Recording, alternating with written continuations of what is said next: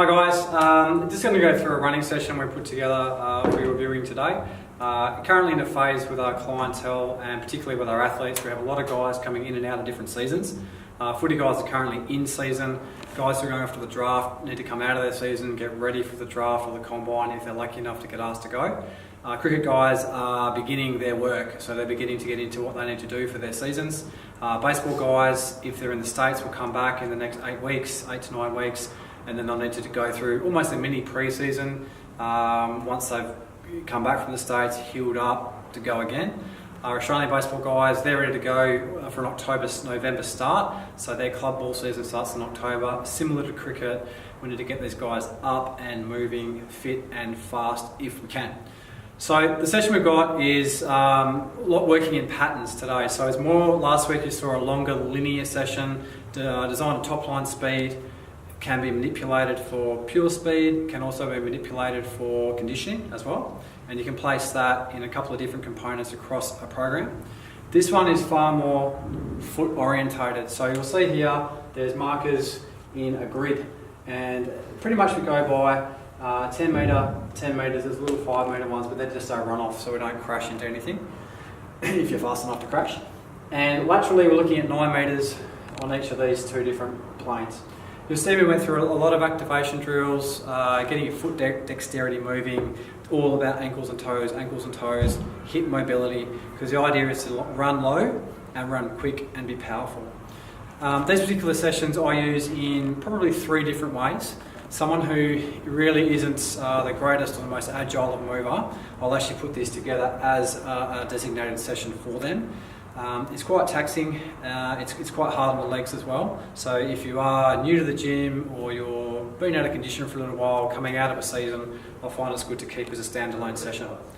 If indeed you are up into full swing, maybe towards the end of a pre-season, you want to be sharp with your feet, sharp in your movements and feeling strong, this is actually one that you can do maybe a couple of times a week. You can do it as a standalone. You can even put it in at the end of a leg training session.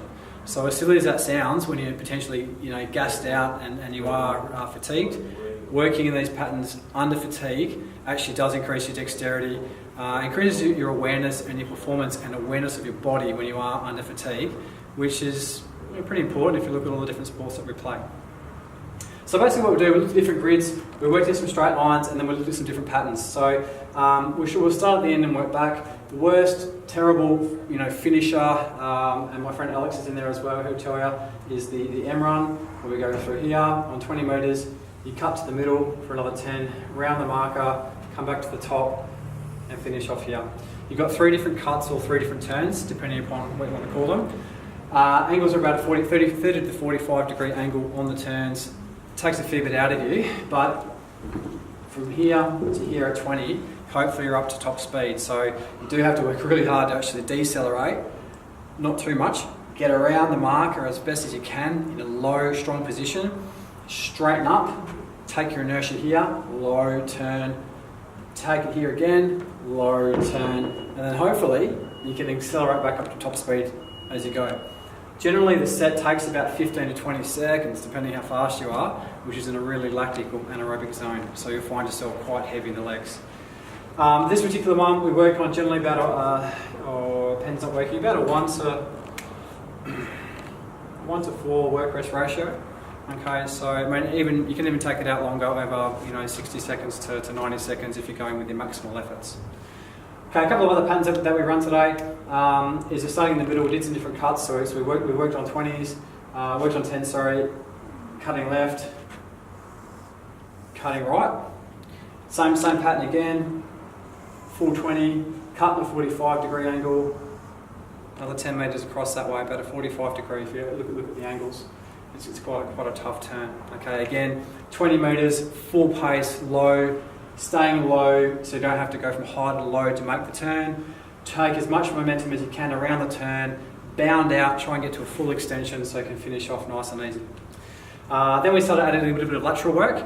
Lateral work I think sometimes underdone. I think every sport I've mentioned today, footy, cricket, particularly basketball and definitely baseball, strong lateral movements are crucial. Potentially for some of the sports we're talking about, the distances are a little big. But it's quite easy to take the same patterns and condense it and make it a bit smaller, and that will make it more specific to your particular movement that you have for your sport. But the patterns are the same, it's a little bit irrelevant. So on that last cut, you're coming out at 20, cutting by 10 at 45, and then moving laterally to your right. You'll notice in the video, depending how we edit it, if you move to your left, you've got to repeat that again, go to your right, and vice versa. For me, you've got to work on both sides of your body. If you're in a unilateral sport like cricket or baseball where you're throwing, basketball when you're laying up, footy where you're kicking and extending and you're balancing on one leg or jumping off one leg, you'll always have a dominant leg or a weak leg or a dominant side and a weak side. You might have mentioned there's one thing there I was complaining about being Derek Zoolander. I can't turn left. What do you mean? I'm not an ambi-turner. It's a problem I had since I was a baby. I can't turn left. Terrible left turner. So for some reason I can move right, far more comfortable. I feel more comfortable turning. I don't have to think about it too much. But as I'm running along and I have to turn left, I actually have to sort of go through the motions of turning left. That might just be me. Not a bit of a nuffy, and Alex is agreeing. So either way, I have seen it a few times. Guys are more dominant turning one side or the other. I think it's super important that you are moving off both sides of your body. Particularly for my cricket guys, you're walking in with a bowler, a guy hits one with a bit of slice, your eyes will tell you what's going to your right, it'll slice off to your left. It's really important to be balanced, low, not overcommit to the very last minute, and that is an awareness and an ability to move in both directions.